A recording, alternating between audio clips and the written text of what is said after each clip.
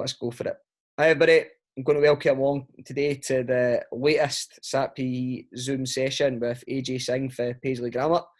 Ajay is going to take you through a PowerPoint showing some of the stuff he does in the build up to the exam, and also some of the techniques and strategies he has kids use as they work their way through the higher PE exam. So Ajay, thanks for doing it. I'll pass on to you. The floor is yours. Thank you. Welcome everyone. Take two. So I'm going to take you through exam preparation. So the presentation I'm going to take you through is something that I take all of my kids through. So let's do this. So our learning intentions and success criteria. So again, the kids are able to, it's really simple. So we're learning about different techniques for the higher exam. And by the end of the lesson, the kids can apply a range of techniques for the exam. The three main techniques that I use are the PE dictionary, it's graffiti the paper, and it's timed questions. So I'm going to spend a bit of time taking you all three, how I'm using them, and then I'm going to be sharing some good practice with you, what I've been doing over the last few years, and then I'm going to give you some my 10 top tips in terms of revision materials. The first thing is kind of good to point out is when you are kind of doing exam prep, it's important that you want to try and teach your kids across other subjects. So I try and make sure it's a kind of holistic, view that the kids, whatever they learn in my subject, they can use this revision technique for other subjects as well. So bear that in mind as we're kind of going through this presentation. And I think by doing it this way, it's a lot of the skills they're using for life learning and work, and it's something that they can take on to colleges and universities later on. So the exam itself, the first thing is make sure that you're aware of the standard. I know Greg Coleman touched on this and others have been touching on it this week. Make sure you know your standards and you go through the mandatory knowledge. We know the exam has got three sections to it. So the first section is worth 32 marks. And again, that's an overview of the mandatory knowledge. We know the second section is the personal development plan. So you should have gone through at least 2 personal development plans, possibly 3, depending on your school and the time that you have. And the third section, probably the most trickiest one that I found, is the scenario, and that's usually worth 8 to 12 marks. So I'm just going to now take you through my first technique, and that is the PE dictionary. So what we do is at the start of the year, I created a PE dictionary, and the rationale behind this was a lot of the kids, they didn't understand a lot of the words that were coming in. As you know, we get kids that are crashing the course, they're coming down perhaps with a Nat 5, C or D, and they just don't understand the language. So this is something I do at the start of the year, and they do right throughout the course of the year, and then they'll apply this knowledge to the exam. So they use the first 2 pages in the front of the jotter, and they add PE language, as I've touched on, and we keep adding throughout this, throughout the course. So the first thing I get the pupils to do straight away is write down the 5 command words. And again, we've got lots of information on this from Lindsay and Louise already. So we know that's identify, describe, explain, analyse and evaluate. Okay, the second thing I get the pupils to do in the PE dictionary is to write down the buzzwords associated with each command word. And again, we've been given a lot of information from Louise and from Lindsay. So again, just adapt this to your kids in front of you. Ask them, get them involved in the process, what works best for them. So for us personally as a school, for identify, we just name it. For describe, it's who, what, where, when and how. For explain, it's the lock and key. I know this is what Aaron does a lot as well, and it's this means, this leads to. Those are the kind of connecting words that we have. Analyse, I bring in Lego pieces because you're looking at 2 impacts within the answer. And evaluate, we always say it's past tense and it's effective, ineffective because. So that's the kind of rationale we use for the 5 command words. The third thing which I do in terms of the PE dictionary is I look at the buzzwords that come up in the exams, and some of the words, like I said to you before, the kids don't understand. So I'm just going to take you through some examples just now, and the kids write this down into their jotter. So for example, quantitative, and we know that's facts and figures and stats. Qualitative, that's based on opinions. We then have analytical tool, recognized test and method. All of these terms mean data collection. We then have reprioritize, and that means change or adapt. Approaches, that just means any drills that they've been doing throughout the personal development plans. Performance means it's in the game. and performance development, that's training. So when they were training as part of their personal development plan. So I find this really useful to do, and it's something that my kids have certainly enjoyed doing, because when it comes to the exam, they're able to write this down on a bit of paper straight away, and then that becomes a kind of reference point that they'll use throughout the examination paper. Technique 2 is we graffiti the paper, and again, many of you guys I'm sure are using this technique already. And again, a lot of all of these techniques can be used across different subjects as well. There are 2 parts for this, and again, I'll take you through both of these in a bit of detail. The first part is you highlight, and the second part is using the PE dictionary, which we've touched on already. So in terms of highlighting the paper, so what I tell the kids is you spend the first 10 seconds of a question highlighting the command word, any of the factor or factors, any buzzwords, and the marks allocated. So that's what they spend their time doing. And I'm going to take you through this technique now for the 2019 SQA examination paper, and I'm going to show you the 3 sections and exactly how my kids do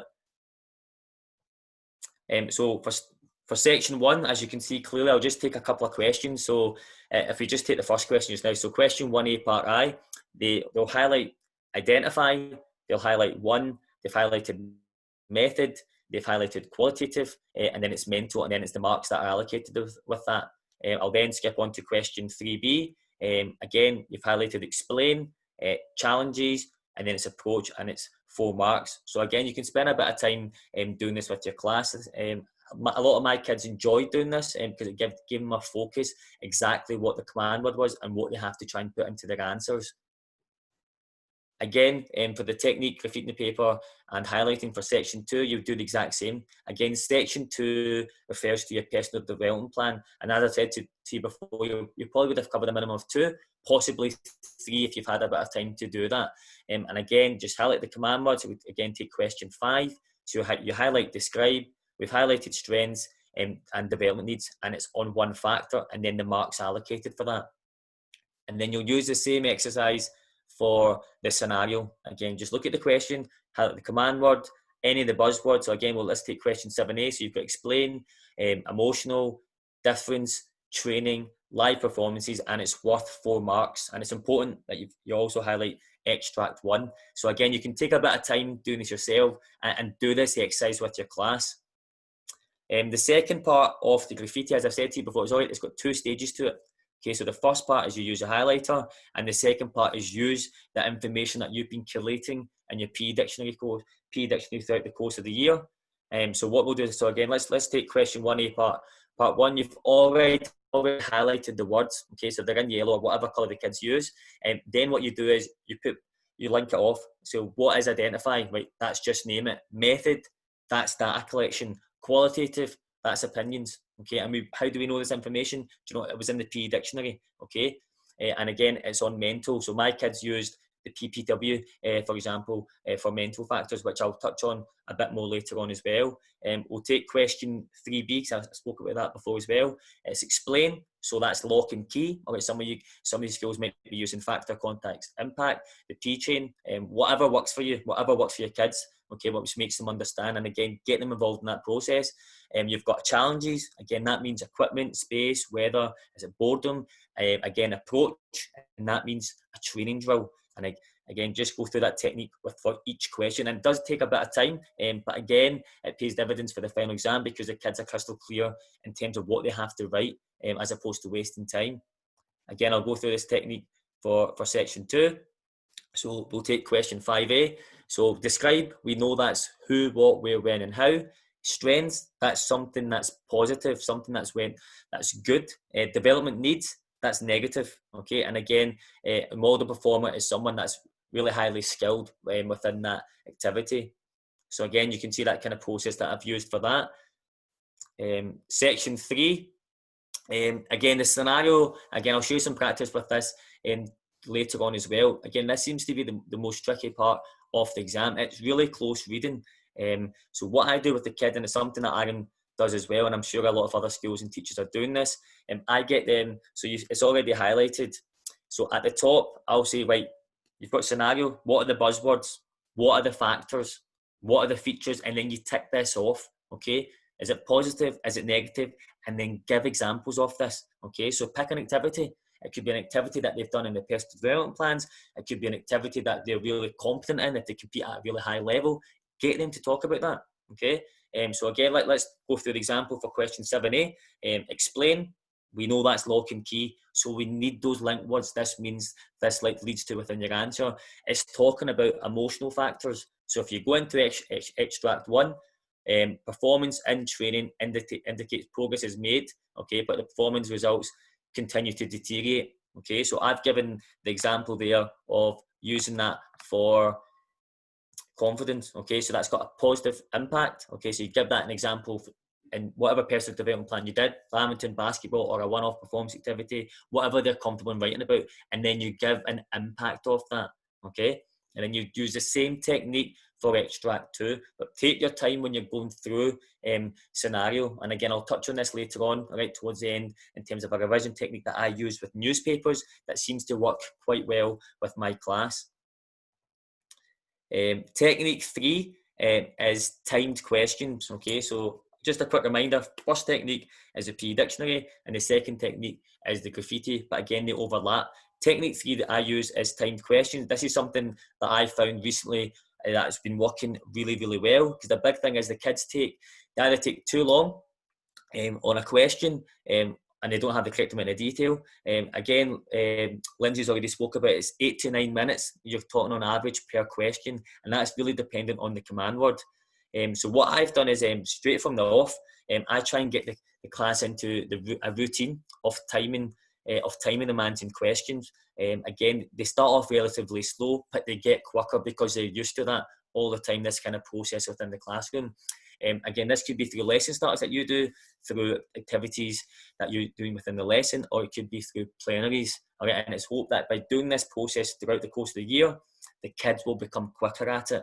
Okay, because they're used to that pressure when it comes to for the exam, they're able to finish the paper and the questions and with the correct time. In terms of showing good practice, so these are the kind of, I'll just go through each one in turn. Okay, so throughout the course, I use the following, and I know Aaron and some others are using this as well. I use a PPW to collect data on all 4 factors. This is something I didn't used to do, but after speaking to Aaron in great length and others, it's really simple for the kids. It's something that they do across all 4 factors. So once they do it for mental, they know exactly the same process for for emotional, social, and physical. The second thing that I do is I use mindfulness approaches for both mental and emotional, because they overlap. Okay, so I think by using this technique, it makes it really clear to the kids and gives them a clear explanation and description of how to do it. I use a training diary to monitor all factors. Again, it's really simple to do, something that they'll use for one of the training programs. They can overlap this to everything else. And what you don't want to do is confuse the kids too much. Okay, if you give them too much information, okay, it's too many things for them to learn. You want to try and minimise that as much as possible. Again, remember the cohort in front of you. You're going to have kids that perhaps crash in this course with people that are not really high literacy level, so you need to make it as simple as possible for them. The PPW, again, I use that to retest and evaluate all factors, just because it's really simple for them to do. And it's, again, something that we do for one training program, and they know the process for the second one. And again, we look at PDPs for only 2 factors. Okay, that's what they look at. Okay, we don't overload them. Don't give them too many factors to look at, because again, it's difficult for them to try and get a good training program for that. In terms of revision materials, I've got 10 top tips, and again, I'm sure a lot of the teachers and practitioners out there, you're using this already. The first thing is an online resource. Obviously, we're in lockdown just now, and we've all got online resources. A resource that I use, and I've been using for a bit of time, is Microsoft Teams. And this is something I get my kids involved in as well. So get them involved in the process. What works for them? Again, my kids are predominantly using Edmodo a few years back. So then I had to buy them in. Again, something I timetabled throughout the year. And the way our higher class come down, it's 2 double periods and it's 2 single periods. So the 2 single periods throughout the year, we're in a classroom, an IT room, which I blocked booked, and I took the kids through exactly how to use Teams. I got them to download the app onto their devices, on their tablets or iPads, whatever they have at home. And again, I took them through the whole process, and they really, really enjoyed doing that because it's an instant resource for them to have at their fingertips, and they can speak to me about anything, any of the topics that they're struggling with. The second resource and revision material that we've used that has been really positive the last couple of years is we give out 2 prelim papers. We do an early prelim paper in October, and then we do the prelim in January alongside the rest of the prelims. The reason we do an October prelim is, as you know, you get many kids that are perhaps crashing the course. We want to see how the kids are getting on just in the course so far, and it gives us kind of early interventions that we have to put in. Is there a particular section that they aren't perhaps understanding? Again, when you are given a prelim, you do have to adapt this because you won't have covered everything from the mandatory knowledge and all of your training programs, so you do have to kind of adapt this. But again, I think it's important that the kids see an exam, especially if kids are coming from that 5P where they haven't had an exam, because obviously it's all kind of a booklet that they'll send away.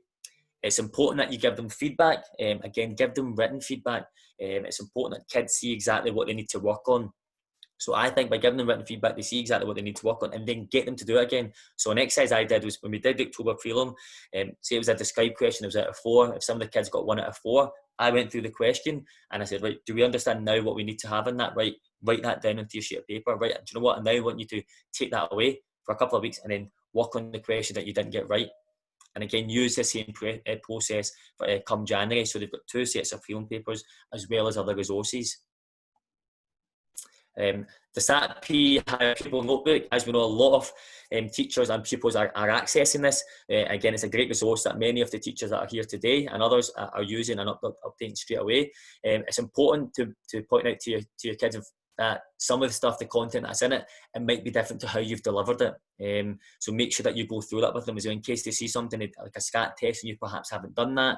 So it's important to just kind of point these things out. But again, it's a great resource out there, and it's important that you get the kids to engage in this as soon as possible. I'll just take you through the kind of 4, 5 and 6. Make sure you know the SQA resources that are out there. Look at the course report, okay? Have a look at the course report from previous years. What was the strength, okay? What came out that was really positive? What came out that wasn't, okay? What were areas that kids were struggling in? Look at past papers. You know, we have past papers online. There are marking schemes. There are specimen papers out online as well. Please look at all those resources. Get your kids to go through them. There's an SQA Understanding Standards website, which you can get access to from your principal teachers, and go through that. Go through an exercise with them where they get a chance to mark papers. A lot of my kids, and this is no disrespect to any of the markers out there for higher PE, they find the marking scheme quite vague, because I'm always asking, right, I need more. So what, give me more, give me more, give me more. So I usually take the stuff in and I say, look, anything on the SQA website, that's bare minimum that you'll need to gain the marks. Again, a lot of my kids have enjoyed using those kind of 3 resources, so please try and get into the habit of using them with your classes. The 7th resource is Aaron's been doing a lot of work on the higher PE BBC Bite Size. Please get your kids to access that. And again, I show my kids all of this straight away, and I said, this is what I want you to look at. It's in the jotters written down so it's clear, and get them to look at the different examples, because they'll go through all the different sections. There's quizzes on this as well that they can answer. Colour-coded answer. This is something that the kids have really enjoyed doing as well. So I give them a question and they'll get an answer. Okay, I'll give them maybe a 1 out of 4. Okay, then I'll colour in the link words. They need to come up then with the 2nd mark, 3rd mark, and 4th mark. And what they like is they like the colours. Okay, they like seeing exactly where each mark's being given out. So that's probably possibly an exercise some of you guys could use as well with your classes. What's really important, again, the command words. Again, that's fundamental throughout the course and the exam. Give them a resource. My kids seem to like the Nando's resource. Again, big up to Aaron who's produced this. So whatever you've got in your school, get them around your classrooms, get them in your games hall, your practical areas, so the kids are constantly seeing this, okay, in terms of how to answer them. And the last resource I use newspapers. This is something that I use for the scenario. So what I'll do is I'll give them a headline, and then I'll create a question from that. Secondly, what I've also done is I've cut out kind of pictures, and I said, right, kids, you need to come up with a question. Okay, so what's happening? So it could be from a football. Okay, it could be a football headline, a football picture. Okay, a rugby picture, whatever it may be.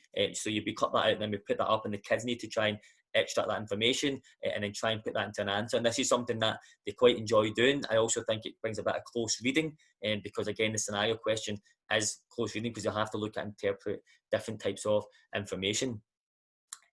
So just to quickly recap, that's me kind of finished my presentation. And again, I'm sure many of us are using a lot of these resources already that are out there.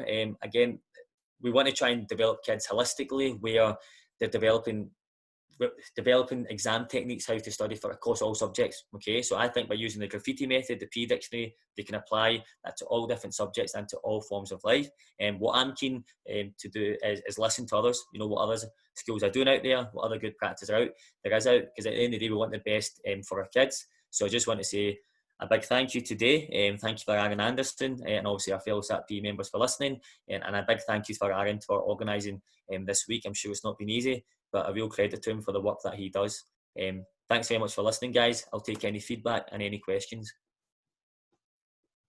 Thanks, AJ. Thanks for doing that again. For those who aren't aware, I'm sure you will be quite quick. We're doing this for a second time, simply because there was an issue with the download of the original recording of the session. So big thank you to AJ for taking the time to do it again, because he's doing no problem. it in his own time to help you guys, to help the listeners and the viewers on the SATP website and also on the SATP YouTube channel. So just go into some of the questions that we had at the original session. One of the questions that we had from a member was about the PPW. So with the PPW, how would you teach that? You obviously, I'm similar to yourself now in terms of how we use it for all 4 factors. Do you put all the different sub-factors from every 4 factors round outside, or do you just do one factor at a time? How do you do it? So what we did was, say for example, when we looked at our first training program PDP, we looked at physical. So we put physical in the middle, and then they'd put the features around the outside, but it came from a video. So the session was videoed. So we did netball. So we videoed that session, and from that they had to identify features as opposed to me giving them to them. So what they did is they put the physical in the middle, the features around the outside that link to that performance, and then they rank themselves, 1 to 10. They compare themselves to a model performer of where they would be at. And again, I can share this information online to anyone that wants to see closer what a PPW looks like. I think by going through that process the first time, they knew exactly how to do it for other factors. Yeah, that's excellent. I actually like that idea, because whenever I've done it, I've just given them 8 physical factors, for example. Yeah. And they would just put them around outside, but doing it that way is actually a better way. I just think it just adds a bit, because it makes them think about their performance and think, right, do you know what, I'm moving this way, agility, because it differs for different people, as opposed to everyone having the same features around the outside. Yeah, no, I like that. I'm certainly going to incorporate that in my practice. It's something I've not done before, so it's a good way of doing it. Right, the next question that we had was, can you give an example of, we talk about how, and I'm similar to you, how we might use an approach for both mental and emotional. Yeah. Could you give an example of how maybe one approach works across both factors, please? Well, you could use deep breathing. So I think deep breathing is fairly similar across both. So you can use that. Another one that I use is positive self-talk. So again, them two I use right across. You're doing it all the time. When you say to kids, right, you know what? Take a deep breath, all right? You take them to the side, devices are off, and you go through that method with them constantly within the classroom, so they know exactly what it looks like. So the 2 main ones that I tend to use are positive self-talk and deep breathing, and it just makes it really simple for the kids, and they get it. Yeah, absolutely. I agreed. Again, I'm either positive. I always use deep breathing, but I either combine it with positive self-talk or visualization, depending on the class in front of me. And you're right, again, it can be used in both. I'll teach deep breathing for controlling anger and emotional, but then equally we can use that for concentration and mental. So yeah, absolutely spot on. And I think it's also important, try and link it to classroom lessons. Do you know what I mean? Although we're all thinking about we're going to do it in a practical session, I'll do questions when I'm timing the class, and I'm like, right, are you getting angry there? Right, what's it we do? Oh, it's all right, okay, right, do it then. Go and take a deep breath, go through that method, try and make that link constantly so they see it happening in a classroom and a practical setting. Yeah, absolutely. And again, you reference interestingly as well about holistic learning, something that we're all keen on, and something that came from this week is about linking factors to life learning and work quite a Right. lot. Yeah. You know, have you got any examples of how you might link a factor to, say, life learning or work? I think let's look at communication. I mean, you need communications in all forms of life and across all subjects. So the way that I teach communication, for example, I went into English. I went, right, I'm going to go and speak to the English department. How are they delivering communication, for example? And they use very much graffiti ideas and things. So that's something that I looked at. But I think it's also important, try and get out your comfort zone. It's important that we go out and see different departments, how are they using different tools, and try and incorporate it back into our subjects. Because what we don't want is kids going, so I'm doing a complete different technique in English, complete different technique in history, they come to PE and it's just too much. Try and get that all built in within your lesson. Yeah, absolutely agree. And that's a key point, sort of collegiate, collaborative working, so Yeah. important. You know, especially with things like the command words where there are Well, command there words. is, yeah, because IT use them, for example, our IT department use them, and I actually showed them your Nando's resource. And I Mhm. said, look, I'm going to laminate it because this is how I want those guys to do it, because those guys come to my class. Let's just make it real simple. And they've actually bought into it. So Good. No, that's good. It's good yeah, that that came off the back of working with a history department, believe it or not. yeah. So, you know, I But create. that's good because you have to go in, like you said, other departments and see how things work. Yeah, absolutely. Because we had a class, my first hire class, when I created the Nando's thing. I originally created it, but the value I put on the sheet was different from the way I value it was taught in history. So when I Yeah, first done the Nando's sheet, it was, you know, it was just PE specific, and that was it. yeah, But there yeah, was no commonality yeah, across the curriculum. So kids were literally going to history period 4, learning about evaluate one way there, and then they were coming to me period 5, right at the back of it. I learn about evaluate in a different way, and as you said before, some of our pupils find this confusing, yeah. They do, of course. Yeah. get mixed up, and therefore Yeah. the impact on their learning isn't as Yeah. high. And So it also brings us together as teachers. You know, I mean, it's CLPO for us. We're learning from each other. Like we're always constantly learning. So it's good to have that. You know, you might not agree all the time, but it's good to have that conversation with them as well. yeah, absolutely. And one of the recent Zooms we did through SATP with the university students, we actually spoke about that on their probation, Mm-hmm. going out and being part of whole school working groups where you're Yeah. collaborating with other departments. And this is Yeah. a way to get yourself in there. Can you create a document in line with English, with history, or IT, whoever it may be, Yeah.